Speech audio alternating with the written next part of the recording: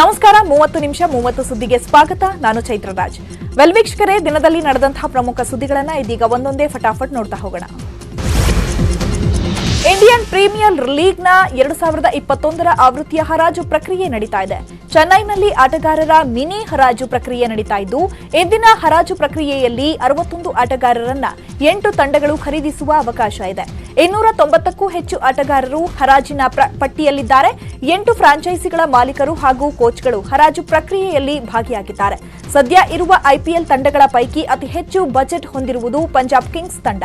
ಈ ತಂಡ 9 ಆಟಗಾರರ ಖರೀದಿಗೆ 53 ಕೋಟಿ ರೂಪಾಯಿ ವ್ಯಯಿಸುವ ಅವಕಾಶ ಹೊಂದಿದೆ. ಆರ್ಸಿಬಿ ತಂಡದ ಪರ್ಸ್ನಲ್ಲಿ 35.9 ಕೋಟಿ ರೂಪಾಯಿ ಬಾಕಿ ಇದ್ದು 11 ಆಟಗಾರರನ್ನ ಖರೀದಿಸಬಹುದು. ರಾಜಸ್ಥಾನ್ ರಾಯಲ್ಸ್ ತಂಡದ ಬಳಿಯೂ 30 ಕೋಟಿಗಿಂತ ಹೆಚ್ಚು ಹಣ ಇದೆ.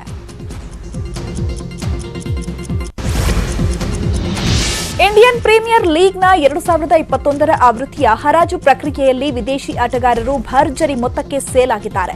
ದಕ್ಷಿಣ ಆಫ್ರಿಕಾದ ಕ್ರಿಸ್ ಮೋರಿಸ್ 16.25 ಕೋಟಿ ಮೊತ್ತಕ್ಕೆ ರಾಜಸ್ಥಾನದ ಪಾಲಾಗಿದ್ದಾರೆ. ಇತ್ತ ಆಸ್ಟ್ರೇಲಿಯಾದ ಸ್ಫೋಟಕ ಬ್ಯಾಟ್ಸ್ಮನ್ ಗ್ಲೆನ್ ಮ್ಯಾಕ್ಸ್ವೆಲ್ ಬರೋಬ್ಬರಿ 14.25 ಕೋಟಿ ರೂಪಾಯಿಗಳಿಗೆ ರಾಯಲ್ ಚಾಲೆಂಜರ್ಸ್ ಬೆಂಗಳೂರು ಪಾಲಾಗಿದ್ದಾರೆ. ಇನ್ನು ಜೆ ರಿಚರ್ಡ್ಸ್ 14 ಕೋಟಿ ಮೊತ್ತಕ್ಕೆ ಪಂಜಾಬ್ ಪಾಲಾಗಿದ್ದಾರೆ. ಇತ್ತ ಆಸೀಸ್ ಆಟಗಾರ ಸ್ಟೀವ್ ಸ್ಮಿತ್ 2.20 ಕೋಟಿ ರೂಪಾಯಿಗಳಿಗೆ ದೆಹಲಿ ಕ್ಯಾಪಿಟಲ್ಸ್ ಪಾಲಾಗಿದ್ದಾರೆ. ಬಾಂಗ್ಲಾದೇಶದ ಶಕೀಬ್ ಅಲ್ ಹಸನ್ ರನ್ನ ಕೋಲ್ಕತ್ತಾ ತಂಡ 3.2 ಕೋಟಿ ಅಂದ್ರೆ 3.20 ಕೋಟಿ ರೂಪಾಯಿ ನೀಡಿ ಖರೀದಿ ಮಾಡಿದೆ. ಭಾರತದ ಉದಯೋನ್ಮುಖ ಆಟಗಾರ ಶಿವಂ ದುಬೆ 4.40 ಕೋಟಿ ರೂಪಾಯಿಗಳಿಗೆ ರಾಜಸ್ಥಾನ ತಂಡದ ಪಾಲಾಗಿದ್ದಾರೆ. ಅಂತೆಯೇ ಇಂಗ್ಲೆಂಡ್ ತಂಡದ ಮೋಯಿನ್ ಅಲಿ 7 ಕೋಟಿ ರೂಪಾಯಿಗಳಿಗೆ ಚೆನ್ನೈ ಸೂಪರ್ ಕಿಂಗ್ಸ್ ತಂಡದ ಪಾಲಾಗಿದ್ದಾರೆ.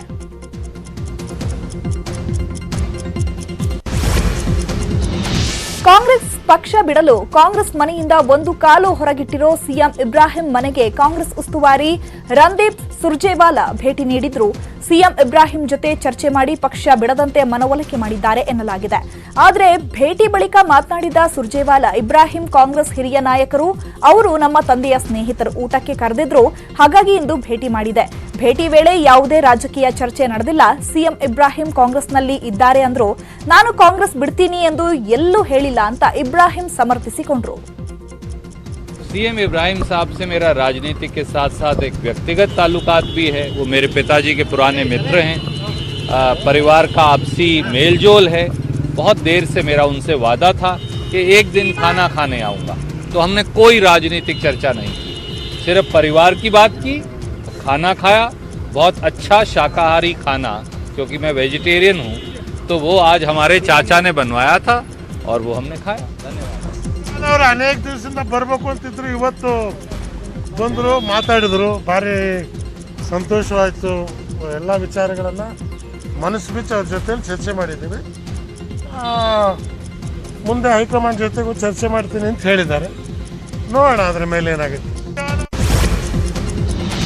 ಬೀದಿ ನಾಡಲ್ಲಿ ಬಿಜೆಪಿ ಬಾವುಟ ಹಾರಿಸಲು ಅಮಿತ್ ಶಾ ಮುಂದಾಗಿದ್ದಾರೆ. ಪಶ್ಚಿಮ ಬಂಗಾಳದಲ್ಲಿ 2 ದಿನದ ಪ್ರವಾಸದಲ್ಲಿರೋ ಶಾ ವಿವಿಧ ಕಾರ್ಯಕ್ರಮಗಳಲ್ಲಿ ಭಾಗಿಯಾಗಿದ್ದು ಬೀದಿ ನಾಡಲ್ಲಿ ಗುಡುಗಿದ್ದಾರೆ. ಅಮಿತ್ ಶಾ ಗಂಗಾ ಸಾಗರ್ನ ಕಪಿಲ್ ಮುನಿ ಆಶ್ರಮಕ್ಕೆ ಭೇಟಿ ನೀಡಿ ಪೂಜೆ ಸಲ್ಲಿಸಿದ್ರು. ಬಳಿಕ ಭಾರತ ಸೇವಾಶ್ರಮ್ ಸಂಘಕ್ಕೆ ಭೇಟಿ ನೀಡಿದ್ರು. ಸಂತರರೊಂದಿಗೆ ಸಮಾಲೋಚಿಸಿ ದೇಶದ ಅಭಿವೃದ್ಧಿಗೆ ಬಿಎಸ್ಎಸ್ ಕೊಡುಗೆ ಅಪಾರ ಅಂತ ಬಣ್ಣಿಸಿದ್ರು. ನಾರಾಯಣಪುರ ಗ್ರಾಮದಲ್ಲಿ ನಿರಾಶ್ರಿತರ ಮನೆಯಲ್ಲಿ ಊಟ ಮಾಡಿದ್ರು. ಬಳಿಕ ಸಮಾವೇಶದಲ್ಲಿ ಮಾತನಾಡಿದ ಶಾ, ಈ ಬಾರಿ ಬಿಜೆಪಿ ಗೆಲುವು ಸಾಧಿಸಿದ್ರೆ ಸರ್ಕಾರಿ ಉದ್ಯೋಗಿಗಳು 7ನೇ ವೇತನ ಆಯೋಗದ ಬೆನಿಫಿಟ್ ಪಡೆಯಲಿದ್ದಾರೆ. ಮಹಿಳೆಯರಿಗೆ 33% ಮೀಸಲಾತಿ ಸಿಗಲಿದೆ ಅಂತ ಭರವಸೆಯನ್ನ ಕೊಟ್ಟಿದ್ದಾರೆ. ಬಳಿಕ ಕಾತ್ ವಿಪ್ನಲ್ಲಿ ಶಾ ಮೆಗಾ ರೋಡ್ ಶೋ ಮಾಡಿದ್ರು. बंगाल के सारे सरकारी कर्मचारियों को 7वां वेतनमान नहीं मिलता है. मैं आपको कहने आया हूं कि आप एक बार भारतीय जनता पार्टी की सरकार बना दीजिए. बंगाल के सारे कर्मचारियों को 7वां वेतन आयोग देने का काम ये भारतीय जनता पार्टी की सरकार. ಕೇಂದ್ರದ ಕೃಷಿ ಕಾನೂನು ವಿರೋಧಿಸಿ ದೇಶಾದ್ಯಂತ ಇಂದು ರೈಲು ತಡೆ ನಡೆಯಿತು. ಇಂದು ಮಧ್ಯಾಹ್ನ 12 ಗಂಟೆಯಿಂದ 4 ಗಂಟೆಯವರೆಗೆ ರೈಲು ರೊಕ್ಕೋ ನಡೆಯಿತು. ಕೇಂದ್ರದ ಕಾಯ್ದೆ ವಿರೋಧಿಸಿ ರೈಲು ರೊಕ್ಕೋ ನಡೆಯಿತು. ಉತ್ತರ ಪ್ರದೇಶದ ಮೋದಿ ನಗರ, ಮಹಾರಾಷ್ಟ್ರದ ನಾಗ್ಪುರ್ ಸೇರಿದಂತೆ ಹಲವೆಡೆ ರೈತರು ಪ್ರತಿಭಟನೆಯನ್ನ ನಡೆಸಿದ್ರು. ಹಾಗೆ ಭಾರತೀಯ ಕಿಸಾನ್ ಯೂನಿಯನ್ ನಾಯಕ ರಾಕೇಶ್ ಟಿಕಾಯತ್ ಹರಿಯಾಣದ ಹಿಸಾರ್ನಲ್ಲಿ ರೈಲನ್ನ ತಡೆದು ಪ್ರತಿಭಟಿಸಿದ್ರು. अभी तो लड़की दिखाई है, इसमें ऊपर कुछ और भी लगे। हमारे जो पंच है, सरकार कार खोल के सुनना, पंचों से बात कर ले। हमारा पंच भी वही रहेगा और हमारा मंच भी वही रहेगा। ರಾಜ್ಯ ರಾಜಧಾನಿ ಬೆಂಗಳೂರಲ್ಲಿ ರೈಲು ತಡೆ ಚಳುವಳಿ ನಡೆಯಿತು. ಕೇಂದ್ರ ಸರ್ಕಾರದ ವಿರುದ್ಧ ರೈತರು ಆಕ್ರೋಶವನ್ನ ಹೊರಹಾಕಿ ಯಶವಂತಪುರದ ರೈಲ್ವೆ ನಿಲ್ದಾಣಕ್ಕೆ ನುಗ್ಗಲು ಯತ್ನಿಸಿದ್ರು. ರೈಲು ತಡೆಯಲು ಮುಂದಾಗಿದ್ದ ರೈತರನ್ನ ಯಶವಂತಪುರ ಪೊಲೀಸರು ವಶಕ್ಕೆ ಪಡೆಕೊಂಡ್ರು. 10ಕ್ಕೂ ಹೆಚ್ಚು ಬಿಎಂಟಿಸಿ ಬಸ್ನಲ್ಲಿ ರೈತರನ್ನ ಕರೆದೊಯ್ದರು. ಕಲಬುರಗಿಯಲ್ಲೂ ಕೇಂದ್ರ ಸರ್ಕಾರದ ವಿರುದ್ಧ ರೈತರು ರೊಚ್ಚಿಗೆದ್ದಿದ್ರು. ಎಪಿಎಂಸಿ ಭೂ ಸುಧಾರಣಾ ಕಾಯ್ದೆ ತಿದ್ದುಪಡಿ ಮತ್ತು ವಿದ್ಯುತ್ ಕಾಯ್ದೆ ವಾಪಸ್ಗೆ ಆಗ್ರಹಿಸಿ ಪ್ರತಿಭಟನೆಯನ್ನ ನಡೆಸಿದ್ರು. ಸಂಯುಕ್ತ ಕಿಸಾನ್ ಮೋರ್ಚಾದಿಂದ ರೈಲು ರೊಕ್ಕೋ ಕರೆ ನೀಡಲಾಗಿತ್ತು. ಕಲಬುರಗಿಯ ರೈಲ್ವೆ ನಿಲ್ದಾಣದ ಎದುರು ಪ್ರತಿಭಟನೆ ಮಾಡಿದ್ರು. ರೈಲು ರೊಕ್ಕೋಗೆ ಯತ್ನಿಸಿದ ಮಾಜಿ ಶಾಸಕ ಬಿಆರ್ ಪಾಟೀಲ್ ಸೇರಿದಂತೆ 30ಕ್ಕೂ ಹೆಚ್ಚು ಜನರನ್ನ ಪೊಲೀಸರು ವಶಕ್ಕೆ ಪಡೆದರು. ಮುಂದಿನ ದಿನಗಳಲ್ಲಿ ಉಗ್ರ ಹೋರಾಟ ಮಾಡುವುದಾಗಿ ಪ್ರತಿಭಟನಾಕಾರರು ಎಚ್ಚರಿಕೆಯನ್ನ ಕೊಟ್ಟಿದ್ದಾರೆ. ವಿಜಯೇಂದ್ರ ವಿರುದ್ಧ ಶಾಸಕ ಯತ್ನಾಳ್ ಮತ್ತೆ ಸಿಡಿದೆದ್ದಿದ್ದಾರೆ. ಸಿಎಂ ಮತ್ತು ವಿಜಯೇಂದ್ರ ವಿರುದ್ಧ ಗಂಭೀರ ಆರೋಪ ಮಾಡಿದ್ದಾರೆ. ಬಿಹಾರದಲ್ಲಿ ಬಿಜೆಪಿ ಸೋಲಿಸಲು ಸಿಎಂ ಬಿಎಲ್ವೈ ಮತ್ತು ಪುತ್ರ ವಿಜಯೇಂದ್ರ ಹಣ ನೀಡಿದ್ದಾರಂತೆ. ಹೀಗೆಂದು ಶಾಸಕ ಬಸನಗೌಡ ಪಾಟೀಲ್ ಯತ್ನಾಳ್ ಗಂಭೀರ ಆರೋಪವನ್ನ ಮಾಡಿದ್ದಾರೆ. ಆರ್ಜೆಡಿ ಮತ್ತು ಕಾಂಗ್ರೆಸ್ ಪಕ್ಷಕ್ಕೆ ಹಣ ನೀಡಿದ್ದಾರೆ ಅಂತ ಆರೋಪಿಸಿದ್ರು. ನಾನು ಪಕ್ಷ ವಿರೋಧಿ ಹೇಳಿಕೆ ಕೊಟ್ಟಿಲ್ಲ. ಶೋಕಾಸ್ ನೋಟಿಸ್ನಲ್ಲಿ ನಾನು ಕ್ಷಮಾಪಣೆ ಕೇಳಿಲ್ಲ. ಪತ್ರದಲ್ಲಿ ನಾನು ವಿಷಾದವೂ ವ್ಯಕ್ತಪಡಿಸಿಲ್ಲ ಅಂತ ತಮ್ಮ ನಡೆಯನ್ನ ಸಮರ್ಥಿಸಿಕೊಂಡಿದ್ದಾರೆ. ವಿಜಯೇಂದ್ರರ ಮೂಲಕ ಕೆಲವೊಂದು ಹಣ ಹೋಗಿದೆ ಅನ್ನುವಂಥ ಗಂಭೀರವಾದಂಥ ಒಂದು ಚಿಂತನೆ. ನಾವೊಂದು ಕುಟುಂಬ ಭ್ರಷ್ಟಾಚಾರ ಕುಟುಂಬಶಾಹಿ ವಿರುದ್ಧ ನಾನು ಹೋರಾಟ ಇದೆ, ಇದನ್ನು ಸ್ಪಷ್ಟಪಡಿಸ್ತೇವೆ. ಅದು 45 ಪ್ಯಾರ ಇದೆ. ಅನೇಕ ವರ್ಗಾವಣೆ ಬಗ್ಗೆ ಇರ್ಬೋದು, ನಿಗಮ ಮಂಡಳಿಗಳ ನೇಮಕಾತಿ ಇರ್ಬೋದು, ಸುದೀರ್ಘವಾದಂಥ ಪತ್ರ ಬರೆದಿದ್ದನ್ನು ಎಲ್ಲನೂ ಹಾಕೀನಿ. ಸಿಡಿನೂ ಹಾಕೀನಿ, ಇಡಿನೂ ಹಾಕೀನಿ. ಯತ್ನಾಳ್ ವಿಚಾರವಾಗಿ ಹಾಸನದಲ್ಲಿ ಬಿಜೆಪಿ ರಾಜ್ಯ ಉಸ್ತುವಾರಿ ಅರುಣ್ ಸಿಂಗ್ ಪ್ರತಿಕ್ರಿಯೆ ಕೊಟ್ಟಿದ್ದಾರೆ. ನಿಮಗೆ ಯತ್ನಾಳ್ ಮೇಲೆ ಯಾಕೆ ಗಮನ? ನನಗೆ ಯಾವ ಇಂಟ್ರೆಸ್ಟ್ ಅವರ ಮೇಲೆ ಇಲ್ಲ. ಪಾರ್ಟಿ ಕಾರ್ಯಕರ್ತರ ಮೇಲೆ ನನಗೆ ಗಮನ ಇದೆ. ನಿಗಮ ಮಂಡಳಿ ಹಂಚಿಕೆ ವಿಚಾರಕ್ಕೆ ಸಂಬಂಧಪಟ್ಟಂತೆ ನನಗೆ ಯಾವುದೇ ಐಡಿಯಾ ಇಲ್ಲ ಅಂತ ಹೇಳಿದ್ದಾರೆ. इथेनॉल में क्या इंटरेस्ट है बताओ? कोई इंटरेस्ट नहीं। पार्टी के कार्यकर्ताओं का भी इंटरेस्ट इथेनॉल में नहीं, आपका भी इंटरेस्ट नहीं होना। एक को ऐसी जानकारी नहीं है। ಪಂಚಮಸಾಲಿ ಹೋರಾಟಕ್ಕೆ ಪಂಚ್ ನೀಡಲು ಸಿದ್ಧಗೊಂಡಿದೆ ವಿರೋಧಿ ಬಣ. ಇತ್ತೀಚೆಗೆ ವಚನಾನಂದ ಸ್ವಾಮೀಜಿ ಹಳೆ ಮೈಸೂರು ಭಾಗದ ಗೌಡ ಲಿಂಗಾಯತ ಸಮುದಾಯ ಕೈ ನೀಡಿದ ಕೊಡುಗೆ ಏನು ಅಂತ ಪ್ರಶ್ನಿಸಿದ್ದು, ಪಂಚಮಸಾಲಿ ಹೋರಾಟ ದೊಡ್ಡ ಟ್ವಿಸ್ಟ್ ಅನ್ನ ನೀಡಿತ್ತು. ಈ ಹೇಳಿಕೆಯಿಂದ ಗೌಡ ಲಿಂಗಾಯತರೆಲ್ಲ ಪಂಚಮಸಾಲಿಗಳ ವಿರುದ್ಧ ತಿರುಗಿ ಬೀಳಲು ಕಾರಣವಾಯಿತಾ ಎಂಬ ಪ್ರಶ್ನೆ ಎದ್ದಿದೆ. ಸುತ್ತೂರು ಮಠ ಮತ್ತು ಸಿದ್ಧಮಠದ ಸ್ವಾಮೀಜಿಗಳನ್ನ ವಚನಾನಂದರು ಹೇಳಿಕೆ ಕೆರಳಿಸಿದೆ. ಲಿಂಗಾಯತ ಸ್ವಾಮೀಜಿಗಳಿಂದ ಪಂಚಮಸಾಲಿ ಹೋರಾಟ ವಿರೋಧಿಸಿ ನೆಲಮಂಗಲದಲ್ಲಿ ರುದ್ರಮುನಿ ಶಿವಾಚಾರ್ಯ ಸ್ವಾಮೀಜಿ ಮಾತನಾಡಿ, ನಾವೆಲ್ಲ ಪಂಚಮಸಾಲಿಗಳು ಅಲ್ವೇ ಅಲ್ಲ, ನಾವೆಲ್ಲ ಲಿಂಗಾಯತ ವೀರಶೈವರು. 2Aಗೂ ನಮ್ಮ ಸಮುದಾಯಕ್ಕೂ ಸಂಬಂಧವಿಲ್ಲ ಅಂತ ಹೇಳಿದ್ದಾರೆ. ಇನ್ನು ವಾಲ್ಮೀಕಿ ಮೀಸಲಾತಿಗೆ ಆಗ್ರಹ ಜೋರಾಗ್ತಾ ಇರೋ ಹೊತ್ತಲ್ಲೇ ಶಾಸಕ ರಾಜುಗೌಡ ಸಹ ಪ್ರತಿಕ್ರಿಯೆ ಕೊಟ್ಟಿದ್ದಾರೆ. ಇವತ್ತಿನ ಸಭೆ ಆಶಾದಾಯಕವಾಗಿದೆ. ಲೀಗಲ್ ಒಪಿನಿಯನ್ ಪಡೆದು ನ್ಯಾಯ ಒದಗಿಸುವುದಾಗಿ ಹೇಳಿದ್ದಾರೆ. ಈಗ ಎಲ್ಲರೂ ಮೀಸಲಾತಿಗೆ ಪಟ್ಟು ಹಿಡಿದಿದ್ದಾರೆ. ನಮಗೂ ನ್ಯಾಯಬದ್ಧವಾಗಿ ಮೀಸಲಾತಿ ಸಿಗಬೇಕಿದೆ. ಮೊದಲು ಶುರುವಾಗಿದ್ದೇ ವಾಲ್ಮೀಕಿ ಜನಾಂಗದ ಹೋರಾಟ. ಸಿದ್ದರಾಮಯ್ಯ ಸಿಎಂ ಆಗಿದ್ದಾಗಲೇ ನಾವು ಹೋರಾಟವನ್ನ ಆರಂಭಿಸಿದ್ದೆವು. ನಮ್ಮದು ನ್ಯಾಯಯುತ ಹೋರಾಟ ಅಂತ ಹೇಳಿದ್ದಾರೆ. ನೋಡ್ರಿ, ಜಸ್ಟಿಸ್ ನಾಗಮೋಹನ್ ದಾಸರು ವರದಿನೂ ಸಲ್ಲಿಕೆ ಆಗಿದೆ. ಅದು ಸಬ್ ಕಮಿಟಿ ಆಗಿದೆ. ಶ್ರೀರಾಮುಲು ಅಣ್ಣವರು ಅದರ ಅಧ್ಯಕ್ಷರಿದ್ದಾರೆ. ಶ್ರೀರಾಮುಲು ಅಣ್ಣವ್ರಿಗೆ ಮನವಿ ಮಾಡಿದ್ದೀವಿ, ಆದಷ್ಟು ಬೇಗನೆ ವರದಿ ನೀವು ಸಬ್ಮಿಟ್ ಮಾಡ್ರಿ ಅಂತೇಳಿ. ಮುಖ್ಯಮಂತ್ರಿಗಳಿಗೆ ನಾವೇನೋ ನ್ಯಾಯಬದ್ಧವಾದಂಥ ಸಿಗಂಥದ್ದು ನಮಗೆ ತುಳಿತುಕೊಳಪಟ್ಟಂಥವ್ರು ನಮಗೆ ಕೊಡ್ರಿ ಅಂತ ನಾವು ಅವ್ರಿಗೆ ಒತ್ತಾಯ ಮಾಡಿದ್ದೇವೆ. ಸರ್, ಈಗ ವರದಿ ಪರಿಶೀಲನೆ ಮಾಡೋರು ನಮ್ಮ ಸಮಾಜದವರೇ ಶ್ರೀರಾಮುಲು ಅಣ್ಣವ್ರು ಇದ್ದಾರೆ. ನಾನು ಅವರಿಗೆ ಒತ್ತಾಯ ಮಾಡಿದ್ದೇವೆ, ಎಲ್ಲರೂ ನಾವು ಅಂತಂದ್ರೆ ಎಲ್ಲ ಶಾಸಕರು ಸೇರಿ ನೋಡ್ರಿ, ದಯವಿಟ್ಟು ಅದನ್ನು ಎಷ್ಟು ಬೇಗನೆ ಆಗ್ತಾ ಅಷ್ಟು ಬೇಗ ನೀವು ಸಬ್ಮಿಟ್ ಮಾಡಿರಿ. ಅವ್ರು ಅಲ್ಲಿಗೆ CM ಸಾಹೇಬ್ರಿಗೆ ಸಬ್ಮಿಟ್ ಮಾಡಿದ ಮೇಲೆ ಅಲ್ಲ ನಾವು ಇನ್ನೂ ಹೆಚ್ಚು ಒತ್ತಡ ಹಾಕೋದು. ಹಂಗೆ ಸಬ್ಮಿಟ್ ಮಾಡಂತ ಹೇಳಿದ್ವಿ, ಮಾಡ್ತೀವಿ ಅಂತ ಶ್ರೀರಾಮುಲು ಅಣ್ಣವರು ಹೇಳಿದ್ರು. ಅಯೋಧ್ಯೆ ರಾಮ ಮಂದಿರ ನಿರ್ಮಾಣಕ್ಕೆ ಫಂಡಿಂಗ್ ಬಗ್ಗೆ ಮಾತನಾಡಿದ್ದ ಮಾಜಿ ಸಿಎಂ ಸಿದ್ದರಾಮಯ್ಯ ಮತ್ತು ಎಚ್ಡಿಕೆ ವಿರುದ್ಧ ಬಿಜೆಪಿ ರಾಜ್ಯಾಧ್ಯಕ್ಷ ನಳಿನ್ ಕುಮಾರ್ ಕಟೀಲ್ ಆಕ್ರೋಶವನ್ನ ವ್ಯಕ್ತಪಡಿಸಿದ್ದಾರೆ. ಮುಖ್ಯಮಂತ್ರಿ ಆಗಲೂ ರಾಜಕೀಯ ಗುರುವನ್ನ ತುಳಿದ ಜನ ರಾಮನ ಬಗ್ಗೆ ಮಾತನಾಡ್ತಾರೆ. ಅಧಿಕಾರಕ್ಕಾಗಿ ಅಹಿಂದ ಬಗ್ಗೆ ಮಾತನಾಡುವವರು ಅವರು ವಿಧಾನಸಭೆಗೆ ಬರುವಾಗಲೂ ಜ್ಯೋತಿಷ್ಯ ಕೇಳುವವರು ಗೂಂಡಾಗಳು ರಾಮ ಮಂದಿರ ನಿರ್ಮಾಣಕ್ಕೆ ಹಣ ಕೇಳಲು ನಮ್ಮ ಮನೆಗೆ ಬಂದಿದ್ರು ಅಂತ ಹೇಳ್ತಾರೆ ಅಂತ ಎಚ್ಡಿಕೆ ವಿರುದ್ಧ ವಾಗ್ದಾಳಿಯನ್ನ ಮಾಡಿದ್ರು. ಮುಖ್ಯಮಂತ್ರಿ ಆಗಬೇಕು ಅಂತ ಪಾರ್ಟಿಗೆ ತುಳಿದ ಜನ, ಮುಖ್ಯಮಂತ್ರಿ ಆಗಬೇಕು ಅಂತ ರಾಜಕೀಯ ಗುರುವಿಗೆ ತುಳಿದ ಜನ ಇವತ್ತು ರಾಮನ ಬಗ್ಗೆ ಕೆಟ್ಟದಾಗಿ ಮಾತನಾಡ್ತಾರೆ. ಅಧಿಕಾರ ಇಲ್ಲದಿದ್ದಾಗ ಅಹಿಂದ ಹೇಳ್ತೀರಿ, ಅಧಿಕಾರ ಸಿಕ್ಕಿದಾಗ ಸ್ವಹಿಂದ ಮಾಡ್ತೀರಿ. ನೀವು ಅಹಿಂದದ ಕಾರ್ಯವನ್ನ ಮಾಡದೇ ಇರ್ತಕ್ಕಂಥವ್ರು ರಾಮನಿಗೆ ಮಾತಾಡ್ತೀರಿ. ದಿವಸ ಹಿಡಿ ನಿಂಬೆ ಹಣ್ಣು ಕೈಯಲ್ಲಿ ಇಟ್ಕೊಳ್ಳೋರು, ಜ್ಯೋತಿಷ್ಯ ಇಲ್ಲದೆ ಪ್ರಶ್ನೆ ಹೇಳದೆ ಮುಂದಕ್ಕೆ ಹೋಗದವರು, ಜ್ಯೋತಿಷ್ಯರು ಹೇಳದೆ ವಿಧಾನಸಭೆಗೆ ಪ್ರವೇಶ ಮಾಡಿದವರು, ಜ್ಯೋತಿಷ್ಯವನ್ನೇ ನಂಬಿರ್ತಕ್ಕಂಥವರು, ದೇವರ ಆರಾಧನೆ ಮಾಡ್ತಕ್ಕಂಥವ್ರು ಹೇಳ್ತಾರೆ ನಮ್ಮ ಮನೆಗೆ ಬಂದವರು ಗೂಂಡಾಗಳಿದ್ದಾರೆ. ಅಯೋಧ್ಯೆ ಹೆಸರಿನಲ್ಲಿ ಹಣ ಸಂಗ್ರಹಣ ನನಗೆ ಸಂಶಯ ಇದೆ. ಅವರು ಮುಖ್ಯಮಂತ್ರಿ ಆಗಿದ್ದಾಗ ಯಾರ್ದೋ ಹಣ ತಗೊಂಡಿದ್ದಾರೆ. ಆ ಮುಖ್ಯಮಂತ್ರಿ ದೇಣಿಗೆ ದಂಗಲ್ ಮುಗಿಯೋ ಹಾಗೆ ಕಾಣ್ತಿಲ್ಲ. ರಾಮ ಮಂದಿರ ದೇಣಿಗೆ ವಿಷಯವಾಗಿ ಮಾಜಿ ಸಿಎಂ ಸಿದ್ದರಾಮಯ್ಯ ವಿರುದ್ಧ ಸಚಿವ ಆರ್ ಅಶೋಕ್ ಕಿಡಿಕಾರಿದ್ದಾರೆ. ಸಿದ್ದರಾಮಯ್ಯ ವಕೀಲರು ಆಗಿದ್ದವರು. ಸುಪ್ರೀಂ ಕೋರ್ಟ್ ಸ್ಪಷ್ಟವಾದ ತೀರ್ಪು ಕೊಟ್ಟಿದೆ. ಸುಪ್ರೀಂ ಕೋರ್ಟ್ ತೀರ್ಪು ಬಗ್ಗೆ ಇವರಿಗೆ ನಂಬಿಕೆ ಇಲ್ವಾ? ದೇಣಿಗೆ ಕೊಡದಿದ್ರೆ ಸುಮ್ಮನಿರ್ಲಿ ಅಂತ ಟಾಂಗ್ ಕೊಟ್ಟಿದ್ದಾರೆ.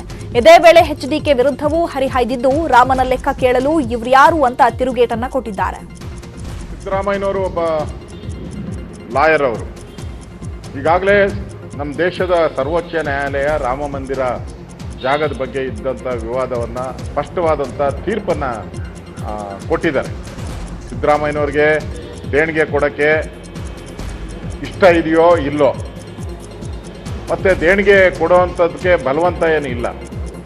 ಕುಮಾರಸ್ವಾಮಿಯವರು ರಾಮ ಮಂದಿರಕ್ಕೋಸ್ಕರ ಒಂದು ಪೈಸಾ ದೇಣಿಗೆಯನ್ನು ಕೊಟ್ಟಿಲ್ಲ. ಕೊಡೋರು ಯಾರೋ ಪುಣ್ಯಾತ್ಮರು ಕೊಟ್ಟಿದ್ದಾರೆ. ನೀವು ಲೆಕ್ಕ ಕೇಳ್ತಾ ಇದ್ದೀರಲ್ಲ, ಲೆಕ್ಕ ಫೇಲ್ ಆಗಿದೆ, ಲೆಕ್ಕ ಅವ್ಯವಹಾರ ಆಗಿದೆ ಅಂತ ನಿಮ್ಮ ಹತ್ರ ದಾಖಲೆ ಇದ್ರೆ ಬಿಡುಗಡೆ ಮಾಡಿ, ಅದನ್ನ ಜವಾಬ್ ಕೊಡೋಕ್ಕೆ ನಾವು ಸಿದ್ಧ ಇದ್ದೀರಿ. ಎಲ್ಲೇ ಇನ್ನು ಸಚಿವ ಈಶ್ವರಪ್ಪ ಸಹ ಎಚ್ಡಿಕೆ ಹಾಗೂ ಸಿದ್ದರಾಮಯ್ಯ ವಿರುದ್ಧ ಹರಿಹಾಯ್ದಿದ್ದಾರೆ. ಎಚ್ಡಿಕೆ ಹಾಗೂ ಸಿದ್ದರಾಮಯ್ಯ ರಾಮ ಮಂದಿರಕ್ಕೆ 1 ರೂಪಾಯಿನೂ ಕೊಡ್ಲಿಲ್ಲ, ದೇಣಿಗೆ ಲೆಕ್ಕ ಕೊಡಿ ಅಂತ ಕೇಳ್ತಾ ಇದ್ದಾರೆ ಇವರು. ದೇಣಿಗೆ ಕೊಟ್ಟವರಿಗೆ ಮಾತ್ರ ಲೆಕ್ಕ ಕೇಳಲು ಯೋಗ್ಯತೆ ಇದೆ. ದೇಣಿಗೆ ಕೊಡದ ಮನೆಗೆ ಮಾರ್ಕ್ ಮಾಡಿದ್ದೀವಿ ಅನ್ನೋದಾದ್ರೆ ಅವರು ತೋರಿಸ್ಲಿ ಅಂತ ಕಿಡಿಕಾರಿದ್ದಾರೆ. ಇದು ಇಡೀ ರಾಜ್ಯದ ದೇಶದ ಭಾರತೀಯ ಸಂಸ್ಕೃತಿಗೆ ಮಾಡ್ತಾರಂಥ ದ್ರೋಹ ಇವರು. ಈ ಮುಸಲ್ಮಾನರು ಇವ್ರ ಬಗ್ಗೆ ಇಡೀ ದೇಶದಲ್ಲಿ ಮುಸಲ್ಮಾನರು ಕ್ರಿಶ್ಚಿಯನ್ರು ಒಟ್ಟು ಇದರಲ್ಲಿ ದುಡ್ಡು ಕೊಡ್ತಾ ಇದ್ದಾರೆ, ಹಣ ಕೊಡ್ತಾ ಇದ್ದಾರೆ. ರಾಮ ಮಂದಿರ ಕಟ್ಟಿ ನಾವು ನಿಮ್ಮ ಜೊತೆಗಿದ್ದೀವಿ ಅಂತ ಅವರೇ ತಯಾರಿದ್ದಾರೆ. ಇವರಿಬ್ಬರಿಗೇನು ರೋಗ? ಸಿದ್ದರಾಮಯ್ಯನವರಿಗೆ ಮತ್ತು ಕುಮಾರಸ್ವಾಮಿಯವರಿಗೆ ಇಡೀ ದೇಶ ಇವ್ರ ಜೊತೆ ಹೊರಟುಬಿಟ್ಟಿದೆ. ನಮ್ಮ ಜೊತೆಗೆ ಹಂಗೂ ಹಿಂಗೂ ಸ್ವಲ್ಪ ಮುಸಲ್ಮಾನರು ಇದ್ದರು, ಇವರು ಅವ್ರ ಜೊತೆ ಹೊಂಟ್ಬಿಟ್ರೆ ಕಥೆ ಏನು? ಹೆಂಗಾರೋ ಅವ್ರನ್ನ ಹಿಡ್ಕೋಬೇಕು ಅನ್ನೋಂಥ ಕುತಂತ್ರದ ಹೇಳಿಕೆಗಳು ಕೊಡ್ತಾರಲ್ಲ, ಇದು ಅಸಹ್ಯ ಹುಟ್ಟಿಸಿದೆ ಇಡೀ ರಾಜ್ಯದಲ್ಲಿ, ದೇಶದಲ್ಲಿ. ಇನ್ನು ರಾಮ ಮಂದಿರ ನಿರ್ಮಾಣದ ದೇಣಿಗೆ ವಿಷಯವಾಗಿ ಮಾತನಾಡಿರೋ ಮಾಜಿ ಸಿಎಂ ಕುಮಾರಸ್ವಾಮಿ ಕ್ಷಮೆ ಕೇಳಬೇಕು ಅಂತ ವಿಶ್ವ ಹಿಂದೂ ಪರಿಷತ್ ಪಟ್ಟು ಹಿಡಿದಿದೆ. ದೇಣಿಗೆ ವಿಚಾರವಾಗಿ ಪ್ರತಿ ಮನೆ ಬಾಗಿಲಿಗೆ ಸ್ಟಿಕ್ಕರ್ ಅಂಟಿಸುತ್ತಿದ್ದಾರೆ. ಆರ್ಎಸ್ಎಸ್ ಹಾಗೂ ಬಿಜೆಪಿ ನಾಯಕರನ್ನ ಮತದಾರರನ್ನ ಈ ಮೂಲಕ ಗುರುತು ಮಾಡುತ್ತಿದ್ದಾರೆ ಅನ್ನೋ ಆರೋಪ ಮಾಡಿದ್ರು. ಇದರ ವಿರುದ್ಧ ಸಿಡಿದೆದ್ದಿರೋ ವಿಎಚ್ಪಿ ನಾಯಕರು ಕುಮಾರಸ್ವಾಮಿ ಕೂಡಲೇ ಕ್ಷಮೆಯಾಚಿಸಬೇಕು ಅಂತ ಕಿಡಿಕಾರ್ತಿದ್ದಾರೆ. ಪ್ರಧಾನಿ ನರೇಂದ್ರ ಮೋದಿ ಇಂದು ಅಸ್ಸಾಂನ ವಿವಿಧ ಕಾಮಗಾರಿಗಳಿಗೆ ಚಾಲನೆ ಕೊಟ್ಟಿದ್ದಾರೆ. ದೆಹಲಿಯಿಂದ ವಿಡಿಯೋ ಕಾನ್ಫರೆನ್ಸ್ ಮೂಲಕ ಕಾರ್ಯಕ್ರಮ ಉದ್ಘಾಟಿಸಿದ ಮೋದಿ 9,500 ಕೋಟಿ ಮೊತ್ತದ ರಸ್ತೆ ಕಾಮಗಾರಿ, ನೀರು ಸೌಲಭ್ಯ ಮತ್ತು ಡಿಜಿಟಲ್ ಕನೆಕ್ಟಿವಿಟಿ ಯೋಜನೆಗಳಿಗೆ ಚಾಲನೆಯನ್ನ ಕೊಟ್ಟಿದ್ರು. ಬ್ರಹ್ಮಪುತ್ರ ನದಿ ಮೇಲೆ ನಿರ್ಮಾಣವಾಗುವ 19 ಕಿಲೋಮೀಟರ್ ಬ್ರಿಡ್ಜ್ ನಿರ್ಮಾಣ ಕಾಮಗಾರಿ ಈ ಯೋಜನೆಯಲ್ಲಿ ಒಳಗೊಂಡಿದೆ. ಈ ವೇಳೆ ಮಾತನಾಡಿದ ಮೋದಿ ಅಸ್ಸಾಂನಲ್ಲಿ ಪ್ರವಾಸೋದ್ಯಮಕ್ಕೆ ಹೊಸ ಬಾಗಿಲು ತೆಗೆಯುತ್ತಿದೆ ಅಂತ ಹೇಳಿದ್ದಾರೆ. ಮಂಗಳೂರಿನ 4 ಉದ್ಯಮಿಗಳ ಮನೆ ಮೇಲೆ ಐಟಿ ದಾಳಿ ಹಿನ್ನೆಲೆ ಉದ್ಯಮಿ ಶ್ರೀನಿವಾಸ್ ರಾವ್ ಮನೆಯಲ್ಲಿ ಐಟಿ ಅಧಿಕಾರಿಗಳು ತೀವ್ರ ತಪಾಸಣೆ ಮಾಡಿದ್ದಾರೆ. ಶ್ರೀನಿವಾಸ್ ಮನೆಗೆ ಚಿನ್ನ ತೂಕ ಮಾಡುವ ಯಂತ್ರ ಮತ್ತು ನೋಟ್ ಎಣಿಸೋ ಮಿಷನ್ ತಂದ 2 ಅಧಿಕಾರಿಗಳು ತನಿಖೆಯನ್ನ ಮುಂದುವರೆಸಿದ್ದಾರೆ.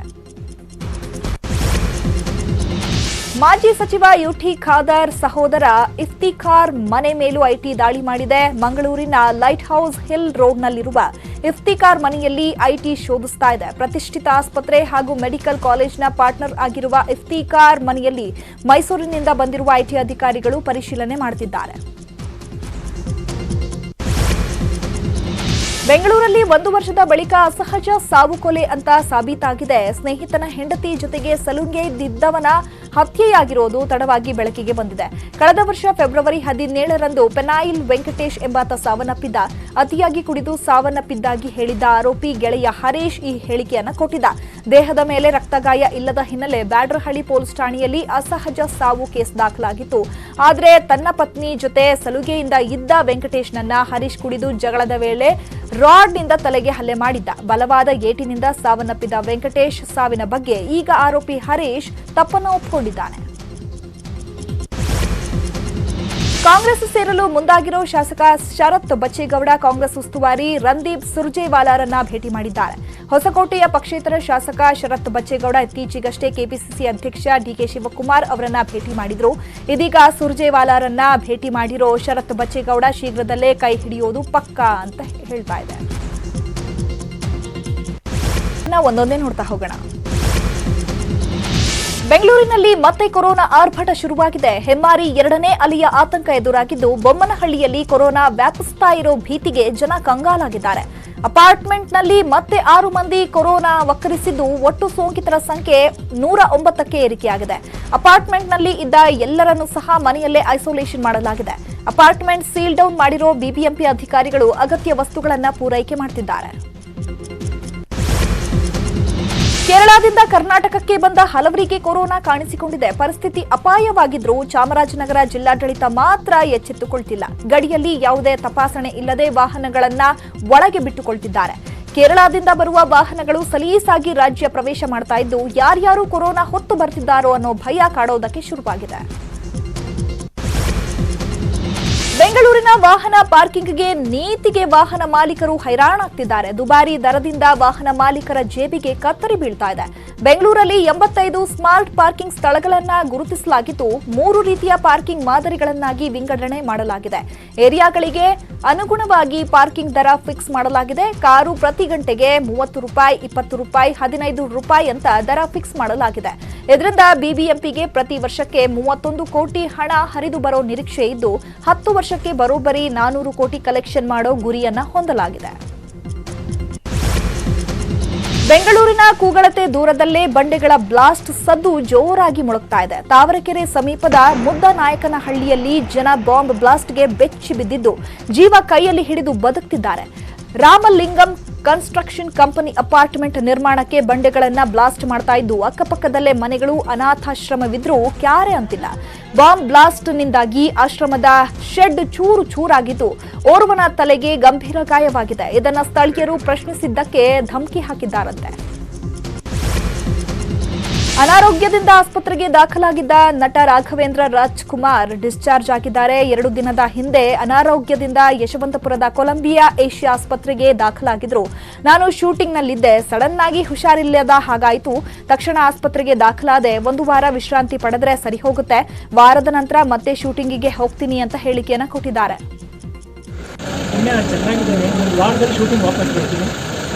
ನನ್ನ ಪ್ರೀತಿ ವಿಶ್ವಾಸ ಆಶೀರ್ವಾದ ಇರೋದು ನನ್ನ ಆ ಶಕ್ತಿ ಕಾಪಾಡೋದು. ಇನ್ನುಳಿದ ಸುದ್ದಿಗಳನ್ನ ನೋಡೋಣ ಸ್ಮಾಲ್ ಬ್ರೇಕ್ ಆದ್ಮೇಲೆ. Welcome back. ಉಳಿದ ಸುದ್ದಿಗಳನ್ನ ಒಂದೊಂದೇ ನೋಡ್ತಾ ಹೋಗೋಣ.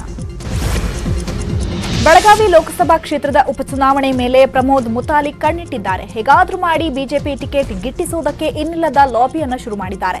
ಇದೇ ವಿಷಯವಾಗಿ ಬಿಜೆಪಿ ರಾಜ್ಯ ಉಸ್ತುವಾರಿ ಅರುಣ್ ಸಿಂಗ್ ಸೇರಿದಂತೆ ಹಲವು ನಾಯಕರನ್ನ ಭೇಟಿ ಮಾಡಿದ ಪ್ರಮೋದ್ ಮುತಾಲಿಕ್ ತಮಗೆ ಟಿಕೆಟ್ ನೀಡುವಂತೆ ಮನವಿಯನ್ನ ಮಾಡಿದ್ದಾರೆ. ಇದೀಗ ಪ್ರಮೋದ್ ಮುತಾಲಿಕ್ ಅವರು ಬಿಜೆಪಿ ಟಿಕೆಟ್ ಬೇಕು ಅನ್ನುವಂತಹ ನಿಟ್ಟಿನಲ್ಲಿ ಸಾಕಷ್ಟು ಕಸರತ್ತನ್ನ ಮಾಡ್ತಾ ಇದ್ದಾರೆ. ಹಾಗೆ ಬೆಳಗಾವಿ ಲೋಕಸಭಾ ಕ್ಷೇತ್ರದ ಉಪಚುನಾವಣೆ ಮೇಲೆ ಕಣ್ಣಿಟ್ಟಿರುವಂತಹ ಪ್ರಮೋದ್ ಮುತಾಲಿಕ್ ಈಗ ಒತ್ತಡದ ಮೇಲೆ ಒತ್ತಡವನ್ನ ಹಾಕ್ತಾ ಇದ್ದಾರೆ. ಹೇಗಾದ್ರೂ ಮಾಡಿ ಬಿಜೆಪಿ ಟಿಕೆಟ್ ಅನ್ನ ಗಿಟ್ಟಿಸೋದಕ್ಕೆ ಇನ್ನಿಲ್ಲದ ಕಸರತ್ತನ್ನ ಮಾಡ್ತಿದ್ದಾರೆ. ಇದೇ ವಿಷಯವಾಗಿ ಬಿಜೆಪಿ ರಾಜ್ಯ ಉಸ್ತುವಾರಿ ಅರುಣ್ ಸಿಂಗ್ ಸೇರಿದಂತೆ ಹಲವು ನಾಯಕರನ್ನ ಭೇಟಿ ಮಾಡಿ ಇದೀಗ ಪ್ರಮೋದ್ ಮುತಾಲಿಕ್ ಬಿಜೆಪಿ ಟಿಕೆಟ್ ಅನ್ನ ಪಡೆಯೋದಕ್ಕೆ ಸಾಕಷ್ಟು ಕಸರತ್ತನ್ನ ಮಾಡ್ತಿದ್ದಾರೆ. ಡಾಕ್ಟರ್ ರಾಜ್ಕುಮಾರ್ ಪ್ರತಿಮೆ ವಿಷಯವಾಗಿ ವಿವಾದಾತ್ಮಕ ಹೇಳಿಕೆ ನೀಡಿದ್ದ ಆರೋಪ ಹೊತ್ತಿರೋ ಶಾಸಕ ಹ್ಯಾರಿಸ್ ನಿವಾಸದ ಮುಂದೆ ಡಾಕ್ಟರ್ ರಾಜ್ಕುಮಾರ್ ಅಭಿಮಾನಿಗಳ ಸಂಘದ ಸದಸ್ಯರು ಪ್ರತಿಭಟನೆಯನ್ನು ನಡೆಸಿದ್ದಾರೆ. ಪ್ರತಿಭಟನೆ ಜೋರಾಗ್ತಿದ್ದಂತೆ ಹೊರಬಂದ ಶಾಸಕ ಹ್ಯಾರಿಸ್, ನನಗೆ ಅಣ್ಣಾವರ ಬಗ್ಗೆ ಬಹಳ ಅಭಿಮಾನವಿದೆ, ನಾನು ಅವರ ಬಗ್ಗೆ ಅವಹೇಳನ ಮಾಡಿಲ್ಲ, ದಯವಿಟ್ಟು ನೋವಾಗಿದ್ರೆ ನನ್ನನ್ನ ಕ್ಷಮಿಸಿ, ನಾನು ಅಣ್ಣಾವರ ಅಪ್ಪಟ ಅಭಿಮಾನಿ ಅಂತ ಕ್ಷಮೆಯನ್ನ ಯಾಚಿಸಿದ ಹಿನ್ನೆಲೆ ಪ್ರತಿಭಟನೆಯನ್ನ ಕೈಬಿಟ್ಟಿದ್ದಾರೆ. ನಿನ್ನೆ ಶಾಸಕ ಹ್ಯಾರಿಸ್ ಅವರು ಈ ರೀತಿಯಾದಂತಹ ಹೇಳಿಕೆಯನ್ನ ಕೊಟ್ಟಿದ್ರು. ಅಂದ್ರೆ ಡಾಕ್ಟರ್ ರಾಜ್ಕುಮಾರ್ ಅವರ ಬಗ್ಗೆ ಅವಹೇಳನಕಾರಿಯಾಗಿ ಮಾತನಾಡಿದ್ರು. ಆ ದೃಶ್ಯವನ್ನ ನಿನ್ನೆಯೆಲ್ಲ ನ್ಯೂಸ್ 18 ಕನ್ನಡದಲ್ಲಿ ಪ್ರಸಾರವನ್ನ ಮಾಡಿದ್ವಿ.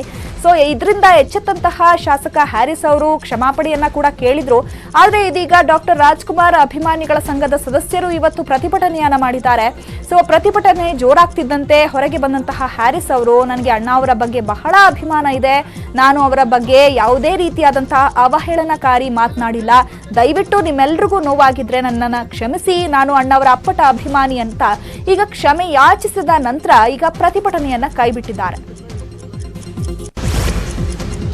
ಅಗ್ರಹಾರ ಸ್ಲಂ ನಿವಾಸಿಗಳ ಹೋರಾಟಕ್ಕೆ ಕೊನೆಗೂ ಸರ್ಕಾರ ಮಣಿದಿದೆ. ಸ್ಲಂ ನಿವಾಸಿಗಳಿಗೆ ಸೂರು ಕಲ್ಪಿಸಿಕೊಡಲು ಮುಂದಾಗಿದ್ದು 42 ಮನೆಗಳ ನಿರ್ಮಾಣ ಕಾರ್ಯಕ್ಕೆ ಸಚಿವ ವಿ ಸೋಮಣ್ಣ ಗುದ್ದಲಿ ಪೂಜೆ ನೆರವೇರಿಸಿದ್ದಾರೆ. ಮನೆ ತೆರವಿಗೆ ವಿರೋಧಿಸಿದ್ದ 17 ಕುಟುಂಬಗಳು ಸರ್ಕಾರದ ವಿರುದ್ಧ ನಿರಂತರ ಪ್ರತಿಭಟನೆಗೆ ಕುಳಿತಿದ್ರು. ಈಗ ಸರ್ಕಾರ ಮನೆ ನಿರ್ಮಾಣಕ್ಕೆ ಗುದ್ದಲಿ ಪೂಜೆ ನೆರವೇರಿಸಿದ್ರು, ಪ್ರತಿಭಟನೆ ಮಾತ್ರ ಕೈಬಿಟ್ಟಿಲ್ಲ. ಮನೆ ನಿರ್ಮಾಣ ಆಗೋವರೆಗೂ ನಾವು ಎಲ್ಲಿರೋದು ಅಂತ ಪ್ರಶ್ನೆಯನ್ನ ಮಾಡಿ ಈಗ ಪ್ರತಿಭಟನೆಯನ್ನ ಕೂಡ ಇನ್ನೂ ಮುಂದುವರೆಸಿದ್ದಾರೆ. ಸ್ಲಂ ನಿವಾಸಿಗಳಿಗೆ ಇದೀಗ ಸೂರನ್ನ ಕಲ್ಪಿಸಿಕೊಡೋದಕ್ಕೆ ಸರ್ಕಾರ ಮುಂದಾಗಿರುವಂತದ್ದು. ಸಾಕಷ್ಟು ಪ್ರತಿಭಟನೆಯನ್ನ ಮಾಡಿದಂತಹ ನಿಟ್ಟಿನಲ್ಲಿ ಸರ್ಕಾರ ಇದೀಗ ಸೂರನ್ನ ಕಲ್ಪಿಸಿಕೊಡ್ತೀವಿ ಅನ್ನುವಂತಹ ಭರವಸೆಯನ್ನ ಕೊಟ್ಟಿದೆ. ಹಾಗೆ ಮನೆಗಳ ನಿರ್ಮಾಣ ಕಾರ್ಯಕ್ಕೆ ಈಗ ಸಚಿವ ವಿ ಸೋಮಣ್ಣ ಗುದ್ದಲಿ ಪೂಜೆಯನ್ನ ನೆರವೇರಿಸಿದ್ದಾರೆ. ಮನೆ ತೆರವಿಗೆ ವಿರೋಧಿಸಿದ್ದಂತಹ 17 ಕುಟುಂಬಗಳು ಸರ್ಕಾರದ ವಿರುದ್ಧ ನಿರಂತರ ಪ್ರತಿಭಟನೆಯನ್ನ ಮಾಡ್ತಾ ಬಂದಿತ್ತು. ಈಗ ಸರ್ಕಾರ ಮನೆ ನಿರ್ಮಾಣಕ್ಕೆ ಗುದ್ದಲಿ ಪೂಜೆ ಏನೋ ಮಾಡಿದೆ, ಬಟ್ ಮನೆ ನಿರ್ಮಿಸಿ ಕೊಡೋ ತನಕ ಕೂಡ ನಾವು ಈ ಜಾಗವನ್ನ ಬಿಟ್ಟು ಕದಲೋದಿಲ್ಲ ಅಂತ ನಿರಂತರ ಪ್ರತಿಭಟನೆಗೆ ಈಗ 17 ಕುಟುಂಬಗಳು ಕೂಡ ನಿರ್ಧಾರ ಮಾಡಿದ್ದಾರೆ. ಒಟ್ಟು ನಮಗೆ 40-45 ಮನೆಯನ್ನು ಬೇಕಾಗುತ್ತೆ. ಅಷ್ಟು ಮನೆಯಲ್ಲಿ ಅಕಾಮಡೇಟ್ ಮಾಡಿ ಇಮ್ಮಿಡಿಯೇಟಾಗಿ ನಾನು ಯಾರು ಇವತ್ತು ಹೊರಗಡೆ ಇದ್ದಾರೆ 17 ಜನದಲ್ಲಿ 4-5 ಜನ ಬೇರೆ ಬೇರೆ ಕಡೆ ಕಾಮಾಕ್ಷಿ ಪಾಳ್ಯದಲ್ಲಿದ್ದಾರೆ. ಇದರ ಅವಶ್ಯಕತೆ ಯಾರಿಗಿದೆ ಅಂಥವ್ರು, ಅವರಲ್ಲ ಇವರು ಅಂತ ಅಲ್ಲ, ಇಲ್ಲಿ ಯಾರಿದ್ದಾರೆ ಮೊದಲು ಆದ್ಯತೆ ಕೊಡ್ತೀವಿ, ಅದರೊಳಗೆ ಅವ್ರಿಗೂ ಕನ್ಸಿಡರ್ ಮಾಡ್ತೀವಿ. ನನ್ನ ಅಂತ್ಯ ಸಂಸ್ಕಾರಕ್ಕೆ ಸಿದ್ದರಾಮಯ್ಯ ಬರಬೇಕು, ರಾಕಿಂಗ್ ಸ್ಟಾರ್ ಯಶ್ ಕೂಡ ಬರಬೇಕು, ಹೀಗಂತ ಡೆತ್ ನೋಟ್ ಬರೆದಿಟ್ಟು ಯುವಕ ಆತ್ಮಹತ್ಯೆ ಮಾಡಿಕೊಂಡಿದ್ದಾನೆ. ಮಂಡ್ಯದ ಕೋಡಿದೊಡ್ಡಿಯಲ್ಲಿ ಯುವಕ ಕೃಷ್ಣ ಜೀವನದಲ್ಲಿ ಜಿಗುಪ್ಸೆಗೊಂಡು ಮನೆಯಲ್ಲೇ ನೇಣನ್ನ ಬಿಗಿದುಕೊಂಡು ಆತ್ಮಹತ್ಯೆ ಮಾಡಿಕೊಂಡಿದ್ದಾನೆ. ನನ್ನ ಅಂತ್ಯ ಸಂಸ್ಕಾರಕ್ಕೆ ಸಿದ್ದರಾಮಯ್ಯ ಯಶ್ ಬರಬೇಕು ಅಂತ ಕೊನೆ ಆಸೆಯನ್ನ ಬರೆದಿಟ್ಟಿದ್ದಾನೆ. ಇನ್ನು ಕೃಷ್ಣನ ಆಸೆಯಂತೆ ಸಿದ್ದರಾಮಯ್ಯ ಅಂತ್ಯ ಸಂಸ್ಕಾರದಲ್ಲಿ ಭಾಗಿಯಾಗಿದ್ರು, ಕುಟುಂಬಸ್ಥರಿಗೆ ಸಾಂತ್ವನವನ್ನ ಹೇಳಿದ್ರು. ಅಂದ್ರೆ ಈ ಕೃಷ್ಣನಿಗೆ ಯಾವ ರೀತಿಯಾದಂತಹ ಒಂದು ಕ್ರೇಜ್ ಇತ್ತು ಅಂತ ಹೇಳಿದ್ರೆ, ಸೊ ಆತ್ಮಹತ್ಯೆ ಮಾಡ್ಕೊಳ್ಳೋಕ್ಕಿಂತ ಮುಂಚೆ ಡೆತ್ ನೋಟ್ ಅನ್ನ ಬರೆದಿಟ್ಟಿದ್ದಾನೆ. ಆ ಡೆತ್ ನೋಟ್ ನಲ್ಲಿ ಏನನ್ನ ಉಲ್ಲೇಖ ಮಾಡಿದ್ದಾನೆ ಅಂತ ಅಂದ್ರೆ, ನನ್ನ ಅಂತ್ಯ ಸಂಸ್ಕಾರಕ್ಕೆ ಸಿದ್ದರಾಮಯ್ಯನವರು ಹಾಗೆ ರಾಕಿಂಗ್ ಸ್ಟಾರ್ ಯಶ್ ಅವರು ಬರಬೇಕು, ಅವಾಗ್ಲೇ ನನಗೆ ತೃಪ್ತಿ ಅನ್ನುವಂತಹ ಒಂದು ಹೇಳಿಕೆಯನ್ನ ಕೊಡೋ ಮೂಲಕ ಅಂದ್ರೆ ಆ ಡೆತ್ ನೋಟ್ ನಲ್ಲಿ ಬರೆದಿಟ್ಟಿದ್ದಾನೆ, ನನಗೆ ಅವ್ರು ಬಂದ್ರೇನೆ ಖುಷಿ ಆಗೋದು ಅಂತ. ಬಟ್ ಯಾವ ಕಾರಣಕ್ಕೆ ಆತ್ಮಹತ್ಯೆ ಮಾಡ್ಕೊಂಡಿದ್ದಾನೆ ಅಂತ ಇನ್ನೂ ಕೂಡ ಕಾರಣ ತಿಳಿದು ಬಂದಿಲ್ಲ. ಮಂಡ್ಯದ ಕೋಡಿದೊಡ್ಡಿಯಲ್ಲಿ ಯುವಕ ಕೃಷ್ಣ ಈ ರೀತಿಯಾದಂತಹ ಒಂದು ಮನೆಯಲ್ಲಿ ನೇಣು ಬಿಗಿದುಕೊಂಡು ಆತ್ಮಹತ್ಯೆಯನ್ನ ಮಾಡ್ಕೊಂಡಿದ್ದಾನೆ. ಹಂಗಾಗಿ ಮನೆ ಪ್ರಾಬ್ಲಮ್ ಕಡೆಯಿಂದ ಮಣ್ಣೊಂದು ಈ ಥರ ಮಾಡ್ಕೊಂಡು